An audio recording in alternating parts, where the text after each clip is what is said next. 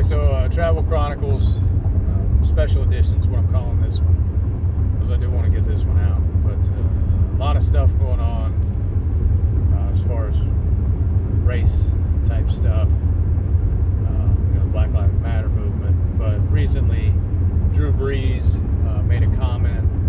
He was asked a question about the flag and about kneeling during the anthem, and he responded with, his thoughts on, what the flag meant to him, how his grandfathers had served, how it was important for him to honor the flag, to honor their service. And there was a backlash, kind of for two reasons.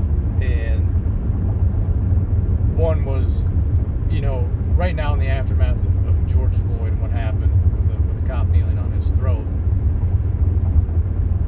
do you really have a problem with somebody kneeling to protest during the anthem? Like, really? So that was kind of an issue. But the other one was, just his response in general, which was, in my opinion, kind of a, just a regular white patriotic, response of how you feel. And if you look at Drew Brees, here's the issue to me in the whole situation. Drew Brees is not a racist. You can look at Drew Brees. Drew Brees is not a racist. I can tell Drew Brees isn't a racist person. Okay? He's a minority in the field that he's in, right? He's a white NFL player. He's a minority. He's been there for 20 years.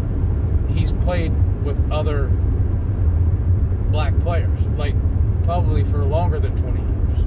Even when he's in his high school, college, he's always had teammates, coaches that have been around that have been a different ethnicity than him. So, he's interacted with these people, and probably part of, his response is, like a lot of regular white people, is you don't understand what the black community's gone through. Well, because I guarantee all of those people have a story where they've had to deal with race kind of head on. And, Drew Brees, even though he's not racist, even though he's probably never questioned anybody's, background or, what they've gone through, he's never had to go through that. So the understanding of what's going on right now is not there. And I think that's true for a lot of non-racist white people. It's just we don't understand. We don't get it. Like, I want to say he just didn't get it. And some of his teammates called him out and, were really upset with what he said. And then he went back and apologized. What he wrote was, really well written and hit the mark. His initial comments were off the mark. He didn't understand. They said, like, no, here's what's going on. Here's why it's a problem. Drew Brees would be a great ally for the Black Lives Matter movement. Okay, the guy lives in New Orleans. He came to play there as a free agent after Katrina. He's done a lot in the community there, which is, I believe, a predominantly black city, one of the few predominantly black cities in America. And he's right in there. So to call Drew Brees out as a racist or somebody that doesn't care is off the mark. But I think his understanding level is probably not quite as high as what you would expect. But that's the thing, in my opinion, a lot of non-racist white people, probably 90 to 95% of white people are non-racist. Like we don't go out of our way to make it hard. But the issue is that we don't go out of our way to make it any easier, and we don't have that understanding of what the trials and tribulations have been for people of color who essentially, and I tried to explain this to my kids last night. Every ethnicity that's here in the United States had to, come here. Some of them, sacrificed a lot, their lives at home to come here for an opportunity. And you have Asians, Europeans, you have people now that were here, south of the border that are trying to get into the country for opportunity. And the one ethnic group that didn't come here because of opportunity was the African American community, who were brought here forcibly, not paid to work, barely given shelter. If they tried to leave or seek their own lives, they were beaten and put back in submission. And that culture has not had the opportunities. They did not come here to seek the opportunities of America. And you want to talk about oppression, and it's like, well, we haven't owned, the common response, well, I haven't owned slaves. My family didn't own slaves. Well, no.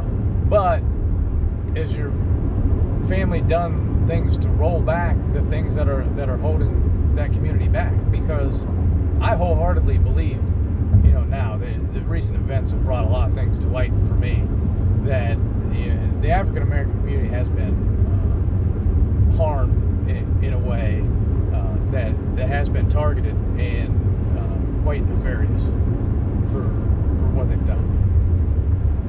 And it's not necessarily obvious, right? Because we are free. Anybody could go anywhere they want. And as a society, we've kind of self-segregated, right? Initially, they had the Jim Crow laws, and then they had, poll taxes. So black voters have been really disenfranchised. They don't want to get into the political system. Well, if they're not in the political system, then they don't have a say on where government money is spent. You're spending money on schools. You're spending money on things to get people into housing. Get people jobs. And it's, if you're not funneling money there, and people say, well, I'm not a racist person, so it's up to them to earn it on their own. Well, that's kind of disingenuous in itself, because you can be not a racist white person, but unless you're, say, well, I don't see color. I don't see color. But you have to see what's happened, where the disparity is here, right? Well, most crimes committed by black people because they're criminals. They're mostly criminals. Why do you think they're that way? Because they've been pushed off to the side, and they have limited options. And even if you look at George Floyd's past, he'd been in jail for robbery, had drug possession and things, and it's just, after 150 years of slavery or whatever it was, or 250, and then all of a sudden, well, you're free. Well, what skills did they have to learn? What did they have to pass on to the next generation? They're certainly willing to do whatever. They certainly have, the ability to learn, but it's just they've just been kind of held at arm's length. What trade has really embraced African? What is it that they would be great at? And you see, professional sports is something where the majority of the makeup of the players is African American, and that's kind of what they've gone into. It's just what we're going to work, but that doesn't work out for a lot of people, unfortunately. And the fallback is not, well, I'm going to work on Wall Street if I don't make the NBA. No, it's a huge void, and it's I don't know. It's almost like the Hunger Games, where it's like, well, whoever can achieve like one great thing, that's the one that we'll watch and follow, and then the rest of you are just going to fall by the wayside, into poverty and whatever. And there's not going to be a means or a way for you to get out, and the rest of America just gets distracted, right? I think the problem with the majority of white non-racist people is it's not that, you know, we wouldn't help. It's we look away as quickly as we looked at it. But what happened here, everybody looks at it and says, you know, what happened to George Floyd is wrong. You know, this is 100% wrong. He may or may not have passed a counterfeit $20 bill, so he gets choked to death in the street. You know, that's 100% not right. And is it systematic? Yeah, I think it is.